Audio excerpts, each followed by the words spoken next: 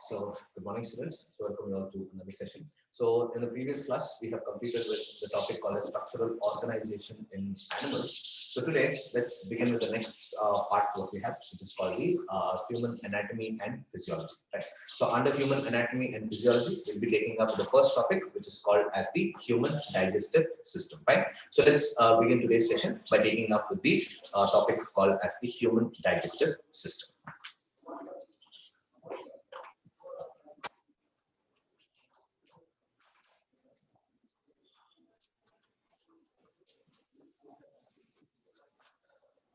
So the topic what we'll be taking up is called digestion and the absorption. What we have is the process of digestion as well as absorption, right? So what do we actually mean by the term digestion? So the process of digestion is nothing but the breakdown of complex molecules into simple forms is nothing but the digestion, right? So what is the importance of digestion? Through digestion, all the molecules, whatever are being present, will be present in an absorbable form. We know that the food that we take can have complex molecules such as carbohydrates, proteins, fats. All these are nothing but complex molecules. So these complex molecules cannot be absorbed directly into the blood. We know why we actually take food, right? So we usually take food so that we are able to obtain much energy, and with that energy which is obtained, we are able to perform work. Right. So if the food has to enter, or if the food that we eat has to produce energy, it has to be absorbed into the blood, and from the blood it has to be assimilated to different parts of the body where the energy would be produced. Now, if the food that we eat has to be absorbed into the blood, it cannot be absorbed in the form of a direct food that we actually take, and that is in the form of a complex food. First, the process is the complex food has to be broken down into simple forms, and this simple forms alone will be able to be absorbed into the blood. So what are those simple forms? All the carbohydrate that we eat will actually be converted into, or will be broken down into monosaccharides. All the proteins that we eat will be broken down into simpler forms, which are called as the amino acids. All the fats that we eat will be broken down into simpler forms, which are nothing but fatty acids and glycerol. So all these simple molecules are the ones which are said to be absorbed into the blood, and through the blood they are said to be assimilated to different parts of the body. And once they are assimilated to different parts of the body, all of these digested food, what we actually call it as the simpler molecules, they will be utilized for the production of energy through a process called as cellular respiration. Right. So the whole idea of digestion is to convert the complex molecules or the complex food molecules that we eat into simpler forms. So that process is nothing but the process of digestion, what we are going to read. So if we have to define digestion, how do we define digestion? The process of digestion could be defined as the breakdown of complex food molecules into simpler forms, or simpler absorbable forms is nothing but the process of digestion. Right. Now, when we talk about digestion, we will actually, throughout this human anatomy and physiology, we'll be taking up with two parts. The first one, what we'll be taking up is called as the anatomy. The second one, what we'll be taking up is called the physiology. So in all of these human anatomy and physiology, whatever we have, all these systems, what we are going to study, we'll first take up with the anatomy part, then we'll take up with the physiology, right? I hope all of you are familiar with what we mean by anatomy. The study of the structures that are involved in the process of any of the process, we will start calling it as the anatomy. Physiology, how these organs actually work, is nothing but physiology, right? So here also, even in the process of human digestive system also, we will be first taking up with the anatomy of the digestive system, then we'll take up the physiology, which is nothing but the mechanism of digestion. Now, whenever we talk about the anatomy of the digestive system, right, or whenever we talk about digestive system, there are two major components of the digestive system, right? So when we talk about the digestive system, there are two major components of the digestive system. The first one, we call it as the alimentary canal. The first one is the alimentary canal, and the second one would be the digestive glands. Right? So these are the two associated structures which are actually involved in the process of digestion. Right? So we have the digestive or the alimentary canal, which we also call it as the gastrointestinal tract or the digestive tract, or simply we start calling it as GIT or the GI tract. So all it is nothing but the alimentary canal. The second component of the digestive system is the digestive glands. So what is this alimentary canal all about? We know that in case of humans, the type of alimentary canal is said to be a complete alimentary canal or closed or complete alimentary canal. That is, all organisms having two separate openings, one for ingestion and one for egestion. We would start calling them as organisms having a complete alimentary canal. So here also, even in case of humans also, there are two separate openings, one for ingestion and one for egestion. As a result of which, humans also fall under the category of organisms having a complete alimentary canal or the digestive system. So the alimentary canal begins with the mouth and ends with the anus. So the anterior opening is the mouth and the posterior opening is the anus. And between the mouth and the anus, there are several organs which are actually involved. Right? All of these organs collectively, we would start calling it as the alimentary canal. So I'll first give you the list of the organs, whatever are involved, then we'll take up in detail of each one in little detail. Right? So as I said, the alimentary canal begins with the mouth. Right? So mouth now opens up into a wider area, which is called the buccal cavity. Right? The buccal cavity. Now the buccal cavity opens up into another region, which is called as the pharynx. Right? It would open up into the pharynx. Pharynx would open up into the next structure, the tubular part of the alimentary canal, which is called the esophagus. Right? So esophagus would now open up into the saccular structure or sac-like structure called as the stomach. Right? And the stomach would now open up into the small intestine. It would open up into the small intestine, and this small intestine would now open up into the large intestine. And the large intestine is the one which will open up to the outside through the posterior opening, which is called the anus. Right? So all of this together constitutes the alimentary canal or the gastrointestinal tract that we have. Begins with the mouth and begins with the mouth and ends with the anus. So in between the mouth and the anus, all of these structures are being present. The buccal cavities, the pharynx, the esophagus, the stomach, the small intestine, the large intestine, as well as the anus. Now, when we talk about buccal cavity, there are some associated structures in the buccal cavity, right? So there are some associated structures in the buccal cavity, which would include the first one that is present is called the palate. The first one is called the palate. Right? The second associated structure in the buccal cavity is the teeth. The third associated structure in the buccal cavity will be the tongue. And then the tongue. So these are the three associated structures which are seen in the buccal cavity. In the pharynx, again, we would start classifying the pharynx into different regions based on where exactly they are present. So we have something called as the oropharynx, the nasopharynx, and then the laryngopharynx. All these three comes under here. Right. So from the esophagus onwards, the tubular part of the alimentary canal actually begins. Right. The tubular part of the alimentary canal. Buccal cavity and pharynx is not a structure or any organ. It is nothing but the empty space that is actually present inside a mouth. So we'll see that, right? But the tubular part of the alimentary canal actually begins with the esophagus, right? So there is esophagus, there is stomach, and there is small intestine. In the small intestine, again, we have three different parts of the small intestine. There is something called as the duodenum, the jejunum, and the ileum. And in the large intestine, again, there are three parts of the large intestine, which is called the cecum, the colon, and the rectum. And the rectum part of the large intestine is the one which would open to the outside through the anus, right? So this entire structure, we would start calling it as the alimentary canal. Now, along with alimentary canal, the digestive system also has something called as the digestive glands. So talking about digestive glands, there are three prominent digestive glands which play a role in the process of digestion. The first gland is called the salivary gland. Salivary gland. So this salivary gland actually opens up into the buccal cavity. So what we'll do is once we take up with the buccal cavity, along with the palate, teeth, and tongue, together we'll take up with the salivary gland also, because the salivary glands actually open up into the buccal cavity. The second associated gland here, or the second digestive gland here, would be the liver.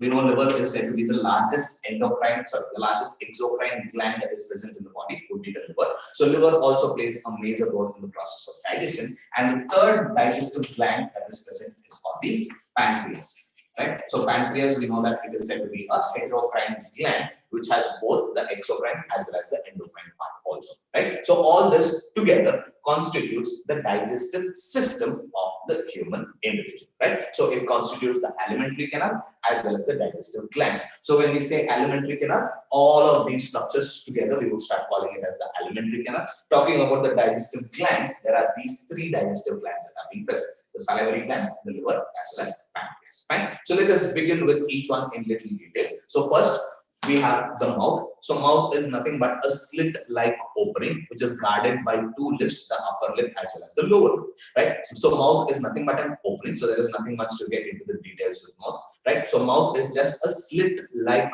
opening which is guarded by the upper lip as well as the lower lip. Now, mouth opens up into a wider area which is called the buccal cavity. Fine. So let's begin today's topic by taking up a few things with regards to the buccal cavity.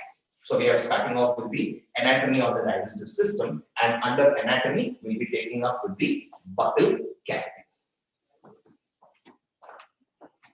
Okay, so the first part what we'll be taking up under alimentary canal will be the buccal cavity.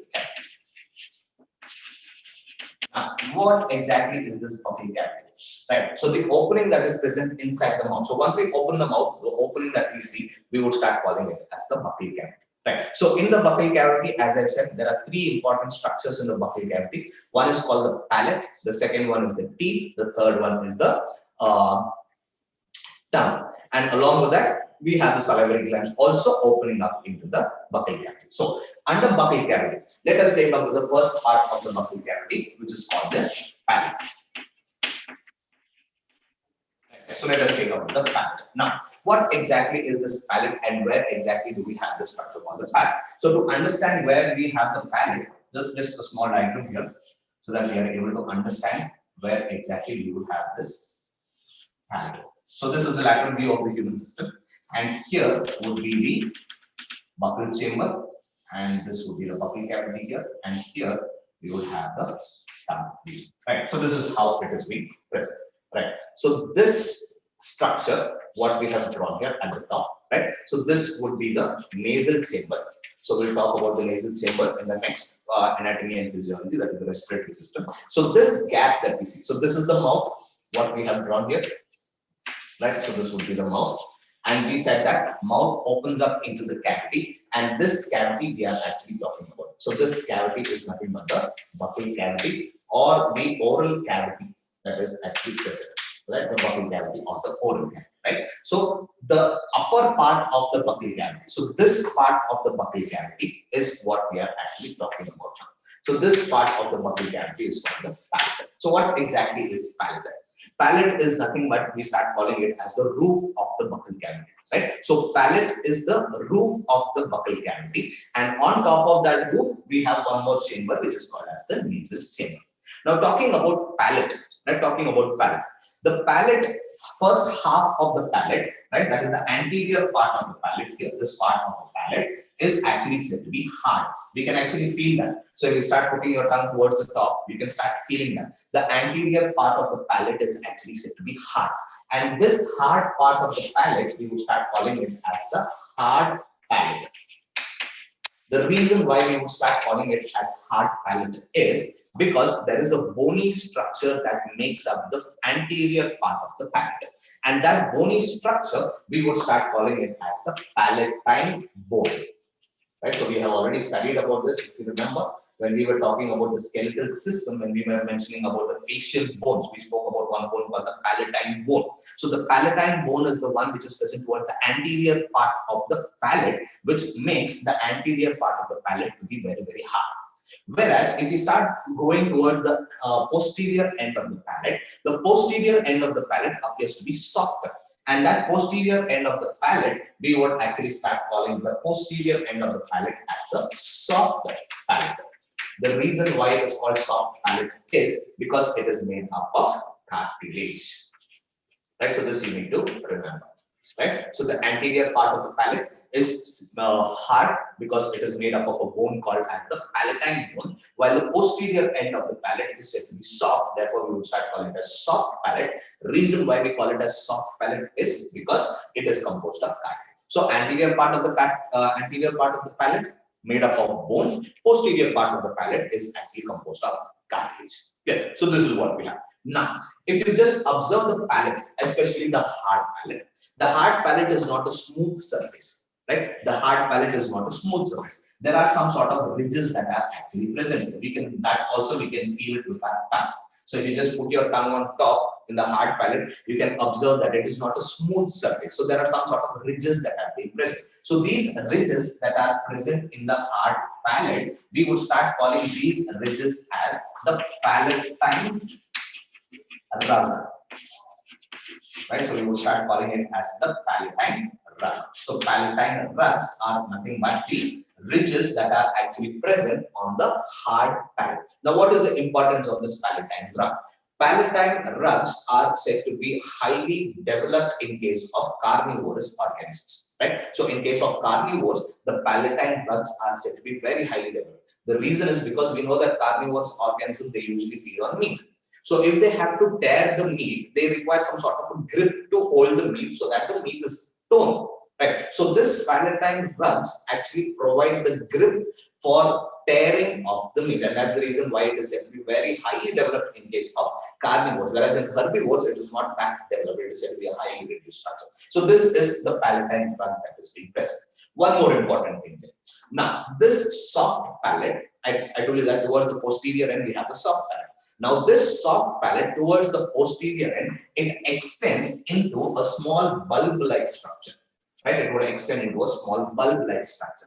Now this bulb is what we call it as the uvula. Right? So the bulb is referred to as the uvula. Now what exactly is this uvula? Uvula is actually nothing but the extension of the soft palate. Now what is the function of this uvula? So we know that right above the palate we have something called as the nasal chamber being present. Right? So we have drawn the nasal chamber. Now what is the role of nasal chamber? The air that we breathe in passes through the nostrils. Right? From the nostrils, it would go into the nasal chamber. From the nasal chamber, there you see an opening here that is present. So that opening, we would start calling it as the internal nostrils. So this is the external nostrils that is present. And this would be the internal nostrils that are present. So the air that we breathe in passes through the external nostrils. From the external nostrils, it goes into the nasal chamber. From the nasal chamber through the internal nostrils. From the internal nostrils, it would start coming through this way. Right? It would start coming here. And here, there are two tubular structures which are present. Right? The first one is called the trachea, which we call it as the windpipe, and the second one is called the esophagus, which we call it as the food pipe. So the air that we breathe will pass through this opening and it would enter into the trachea.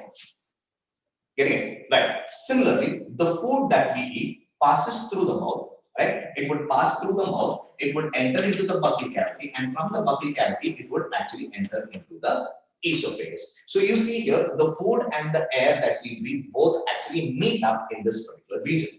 So if they meet up, there are high possibilities that the air, rather than going into the trachea, it would enter into the esophagus. The food that we eat, rather than going into the esophagus, there are high chances that it would enter into the trachea. If this happens, the entire digestive tract as well as the respiratory tract would be highly damaged. It can even lead to the death of a person also. So what the uvula does is, whenever we are swallowing the food, right? So whenever we are swallowing the food, the uvula will start closing the internal nostrils, such that the food that we eat and the air that we breathe do not mix with each other, right? So what is the role of uvula? Uvula will start closing the internal nostrils. When does it close the internal nostrils? Whenever we are eating the food, or whenever we are rather swallowing the food. So as long as we swallow the food, the internal nostrils is being closed by the uvula, so that the air as well as the food that we eat do not mix with each other, as a result of which the air would only enter into the trachea, the food that we eat would only enter into the esophagus. That is the importance of this uvula, and that uvula is nothing but the extension of the soft palate. We can see this also. Stand in the mirror, open your mouth wide open, right, and you see a small part hanging, right, a small what we can say extension of the soft palate hanging, and that structure is nothing but the uvula. Now, what is the role of this palate? What is the function of palate? Several, as and when palate was first identified, scientists believe that palate is the one which is responsible for having taste buds. That's the reason why most of the people at that point of time, once they identified palate, they started calling tastier food as palatine food. So even today also we do that, right? So we start calling tasty food as palatine food, or more delicious food as palatine food. The reason why they started calling it as palatine food is at that point of time, scientists believe that the taste buds are completely present on the palate only. And because of the taste buds which are present on the palate, they started calling the delicious food or tasty food as the palatine food. But later on, after several research, scientists came to a conclusion that the number of taste buds is actually said to be more on the tongue rather than the palate. But palate also has some amount of taste bud, but lesser than that of the number that is present in the tongue. Right? So that is what we have with the first part of the buccal cavity, which is called as the palate. Now, taking up with the second part of the buccal cavity, what we have. The second part of the buccal cavity, what we have is called the teeth. Now, talking about the teeth in case of humans, right? So we have different names given to the teeth in case of humans, right? So the teeth in humans is actually called as, right? So we usually call it as a dentition, right? So dentition is nothing but the process of arrangement of teeth. So there are different dentitions that are given to the human teeth also. The first type of dentition that is given to the human teeth is actually said to be diphyodont. Diphyodont dentition. So humans have or show this diphyodont dentition. Now, what does this diphyodont dentition actually refer to? If in any organism, if the teeth arises twice during the lifetime, right? So if any organism, the teeth arises twice during the lifetime, we would start calling such type of dentition as diphyodont dentition. In case of humans, there are two types of teeth which would arise. One is the milk teeth, right? So one is the milk teeth, and the other one would be the permanent teeth. So there is this milk teeth as well as the permanent teeth which arise twice during the lifetime of a person. So one set is called the milk teeth and the other one is called the permanent. So we are all very much familiar about this. The second dentition what we give here to the human teeth is humans have something called as heterodont dentition. Humans show heterodont dentition. Now what does this heterodont dentition mean? Homodont and heterodont dentition we have. So homodont we have seen already when we were discussing about frog, if you remember, right? So I told you that in frog teeth, the type of teeth in frog is said to show homodont dentition. That is, all the teeth are of the same type and of the same shape. We would start calling it as homodont dentition. But in case of humans, it is said to be heterodont dentition. Now, when we say heterodont dentition, what does that mean? There are different types of teeth present in the humans, right? 4 different types of teeth are present. So what are those 4 different types of teeth? The first one is called the incisors.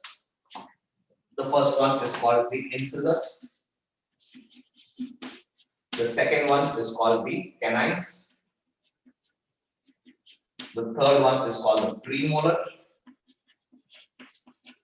And the fourth one is called the molars. Right? So these are the 4, or rather the 3 different types of teeth that are actually present in case of the humans, right? So 4 different types of teeth that are present. So incisors, canines, premolars, and molars. So each of the teeth shape is different and their function is also different. So what is the function of incisors? Incisors are actually responsible for cutting the food.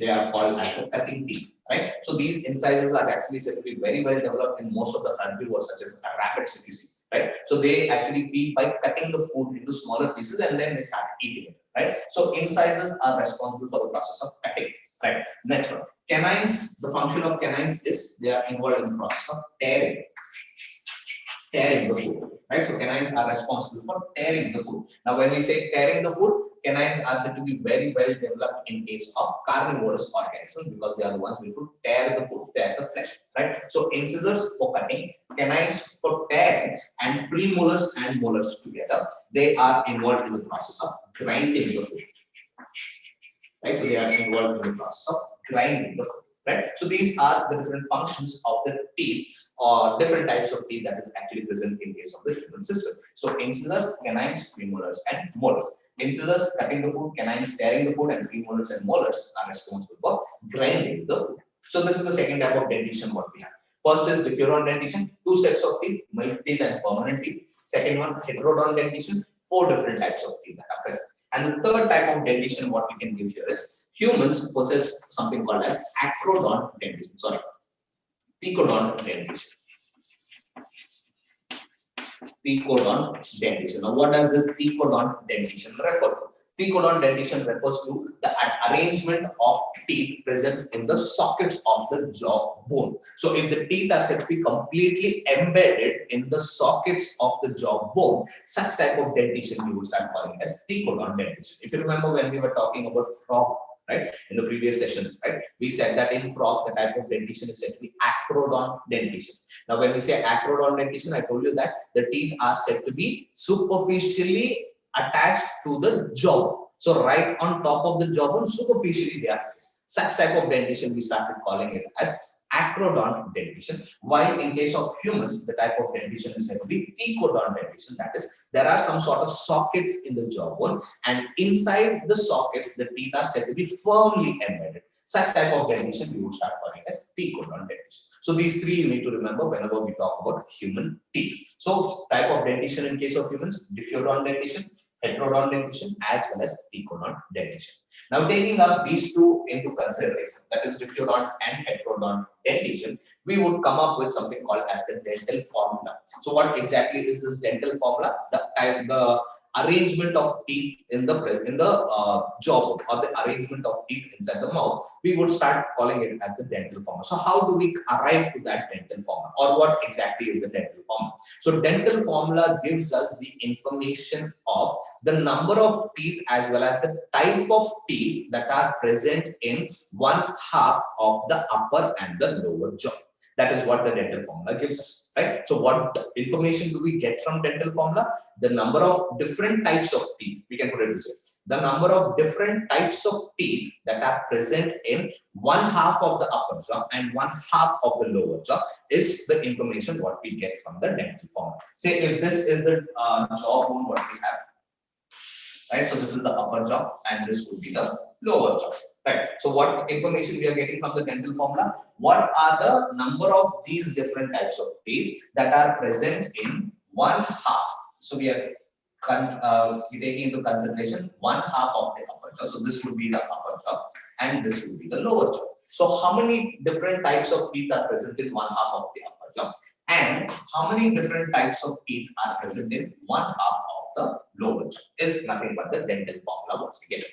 Now the dental formula is different in the milk teeth as well as the permanent teeth, because we have two sets of teeth. The dental formula differs in the milk teeth as well as the permanent teeth. So let us see the dental formula in the milk teeth, right? So the dental formula, first let us consider the milk teeth. So the dental formula of the milk teeth would be 2102 by 2102. So this would be the dental formula of the milk teeth. Now what does this 2102 by 2102 indicate? The first 2102 on top is nothing but it is something related to the upper jaw, right? The bottom one is the one which is related to the lower jaw. So we have the upper jaw and the lower jaw. Now what does this 2, 1, 0 and 2 indicate? First two indicate the number of incisors, right? The number of incisors. The second digit indicates the number of canines.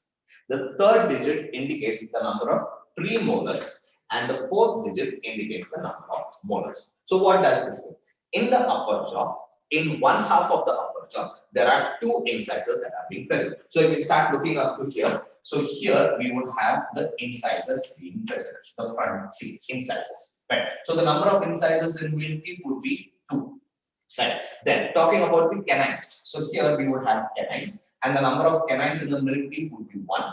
Then we would have the premolars. The number of premolars in the milk teeth is 0, and then the number of molars would be here, and the number of molars in milk teeth would be 2. Right. So the same thing towards the bottom also. So here would be the incisors, which are said to be 2. Then here the canines, which is said to be 1. Then the premolars, which is said to be 0, and then the molars, which are said to be 2. So this is how we would start indicating how many different types of teeth are present in only one half of the upper jaw. So why we are considering only one half of the upper jaw is because even in the other half also the number of teeth would remain the same. So if we have to arrive to the total number of teeth that are present in the milk, or the total number of milk, so what do? We simply multiply it by 2. So if we multiply it by 2, because this is information with regards to only 1/2. So if you want to get the total number of teeth into 2, we'll be getting the total number of teeth, and totally it would come to around 20 teeth. Right? So this is the dental formula of milk teeth that we have. So here also the same thing, I, C, P, and F. So incisors, canines, premolars, and molars. So this is the dental formula of milk teeth what we have. Next, dental formula of the permanent teeth. So talking about permanent teeth. So the dental formula of permanent teeth would be again 2, 1, 2, 3 by 2, 1, 2, 3. So this is the dental formula of permanent teeth that we actually have. So when we say 2, 1, 2, 3 by 2, 1, 2, 3, what does this indicate? So this again would indicate the upper jaw, and this would indicate the lower jaw. Right. Now in the upper jaw again, there are 2 incisors. So this would be again the incisors. This would be the canines, right? So this would be the premolar, and this would be the molars, right? So the number of incisors present in 1/2 of the upper jaw would be 2, canines 1, premolars would be 2, and molars would be 2. Same is the case with the lower jaw also. So in the lower jaw also, there are 2 incisors, 1/2 of the lower jaw, 1 canine, 2 premolars, as well as 3 molars that being present. Right? So this is how we would have the dental formula. Now, if you see the difference between the milk teeth and the permanent teeth, we see that there are some teeth which would arise only once in the lifetime. Right? So we can just observe that by looking at both the dental formulas of milk teeth and the permanent teeth. Several questions have been actually asked based on this. Right? So we see that there are some teeth which arises only once during their lifetime. So if any teeth arise only once during the lifetime, we would start calling that type of teeth as monophyodont teeth. Because here we said that humans are said to be diphyodont dentition. That is, there are 2 sets of teeth which would arise during the lifetime of a person. But even though there are 2 sets of teeth arising, there are some teeth which arises only once during the lifetime of a person. And what are those teeth? Let us try to identify what are those teeth. Incisors, there are 2 incisors in the milk teeth, 2 incisors in the lower jaw. So it is a diphyodont dentition. 1 canine in the milk teeth, 1 canine in the permanent teeth. So again, it is monophyodont dentition. Talking about premolars. In milk teeth, there are no premolars being present, while in the permanent teeth, there are 2 premolars being present. So if you just identify premolars, premolars arise only once during the lifetime. Okay, right? So because in case of milk teeth, there are no premolars actually present. But in case of the permanent teeth, there are 2 premolars actually erupting. So the 2 premolars fall under the category of monophyodont teeth. So we can just write it down here, right? So monophyodont teeth in case of humans, right? So what are the monophyodont teeth in case of humans? Number 1, it is the premolars. So all premolars are said to fall under the category of monophyodont teeth because they occur only, or they arise only once during the lifetime of a person. Second one. Okay, once we are done with the premolars. Talking about molars. In case of milk teeth, there are 2 molars present, while in case of permanent teeth, there are 3 molars being present. So you can see that 2 molars in the milk teeth, 3 molars in the permanent teeth. So what does that mean? There is 1 premolar added to that list here, which is not present in the milk teeth. So 1 premolar would be falling under the category of monophyodont, and that premolar would be the last premolar, right? So the last premolar, sorry, not premolar, last molar, right? So the last molar again falls under the category of monophyodont teeth, because in case of milk teeth, there are only 2 molars seen, while in case of permanent teeth, there are 3 molars actually seen. So whenever a question arises telling that what is the number, what are the different, or what are the monophyodont teeth which arises in case of humans, you should be in a position to tell that it is nothing but the premolars as well as the last molar. Sometime in your exam, they will ask you the dental formula of milk teeth and permanent teeth. So we are very much familiar with the dental formula of milk teeth and permanent teeth. Sometimes again, in your exam, the question will be asked on write the dental formula of monophyodont dentition in case of humans. So at that point of time, you need to be able to write the dental formula of monophyodont. So what would be the dental formula of monophyodont dentition in case of humans? So there are no incisors, canines, they are actually said to be diphyodont. So it would be 0, 0. Premolars would be monophyodont, so it would be 2. And molars, the last molar alone is said to be monophyodont, it would be 1, whereas the other 2 molars are said to be diphyodont. So the dental formula for monophyodont teeth or monophyodont dentition in case of humans would be 0021 by 0021. Right? So this would be the dental formula for monophyodont teeth. So what does that indicate? So this is the same thing again.